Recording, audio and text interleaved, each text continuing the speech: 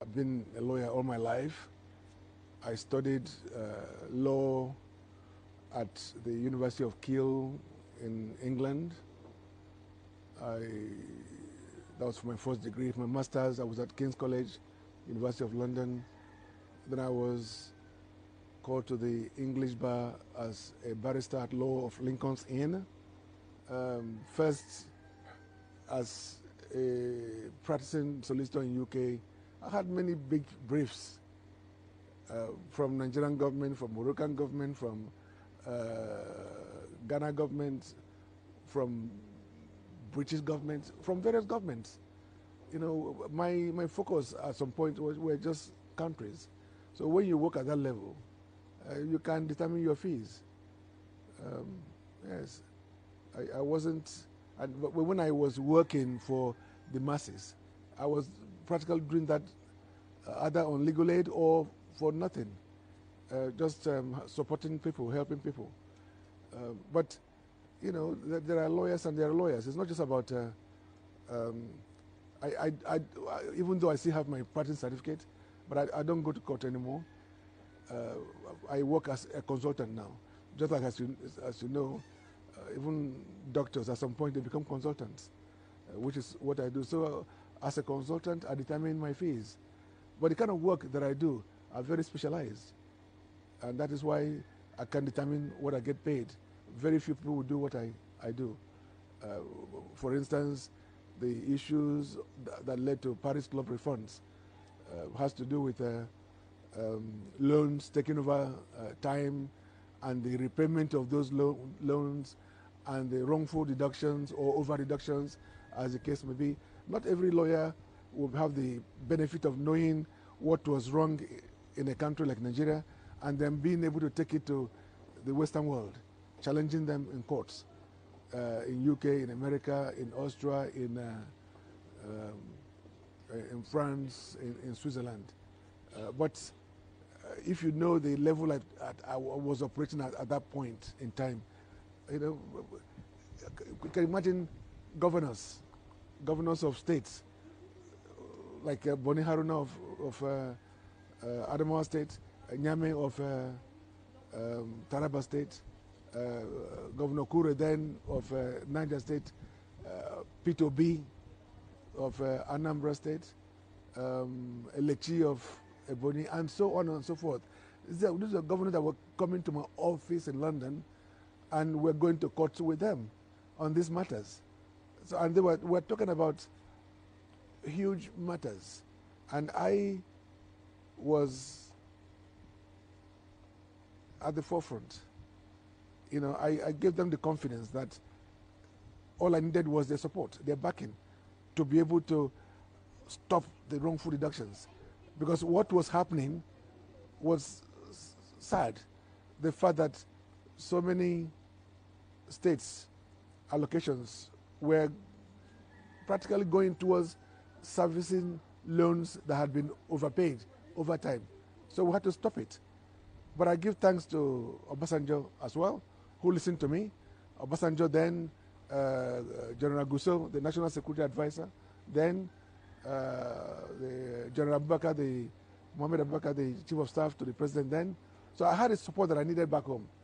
And then coupled with the, you know, official support and backing by the governors. So we're able to get cracking. And my fee was not based on, you know, my fees were determined by me at that point, because the states were not paying me. I told them it was a no win, no fee basis. So I was charging a percentage of whatever was recovered. The same thing when I also had to work for local governments. All the local governments across the country never took out any loans. They never did.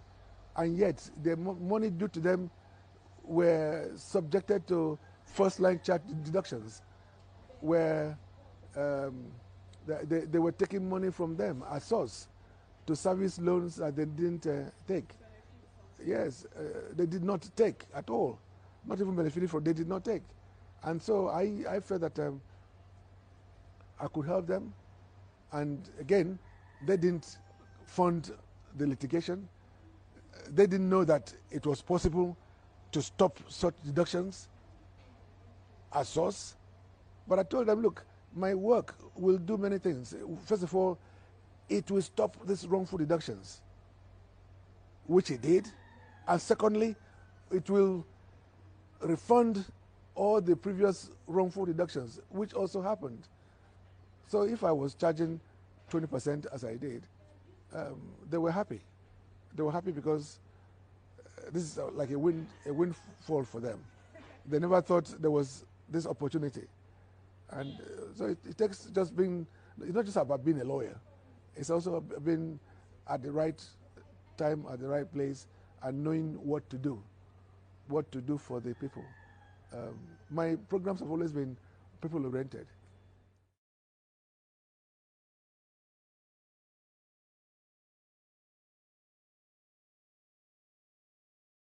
Regina, our marriage is solid. Our marriage is based on understanding and respect over time.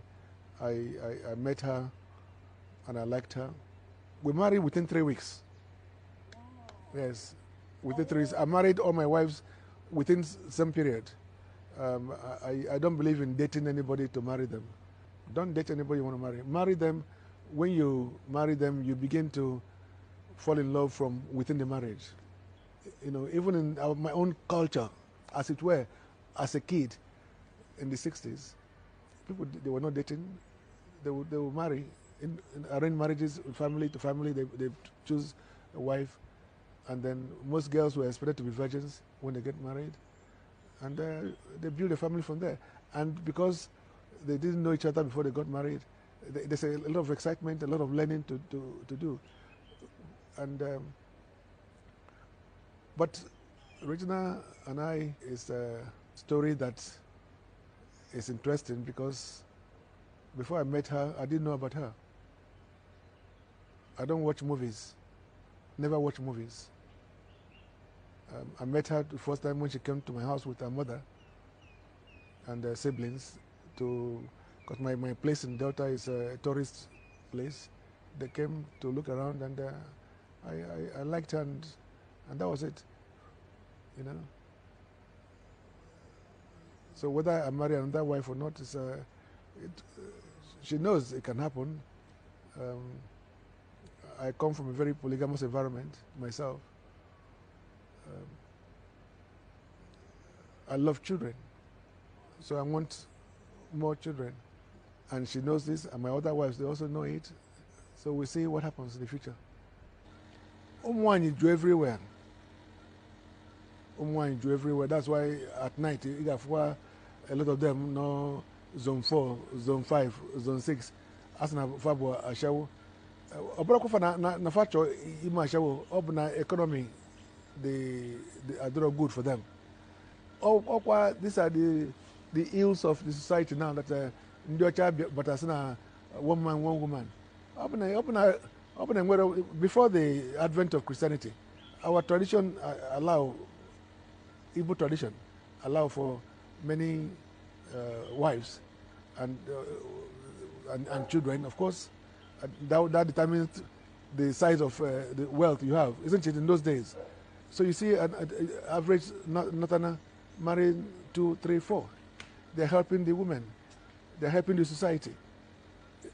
But the fallacy of it all is that, yes, religion, Christianity doesn't allow that in the South. And yet, the average Southern man with 10 girlfriends, you know, so you don't, the irony is so stark. I love my culture, my culture as I know it, not as they're trying to dilute it now. You know, I love culture. Igbo culture is wonderful, and should be promoted the way it has always been.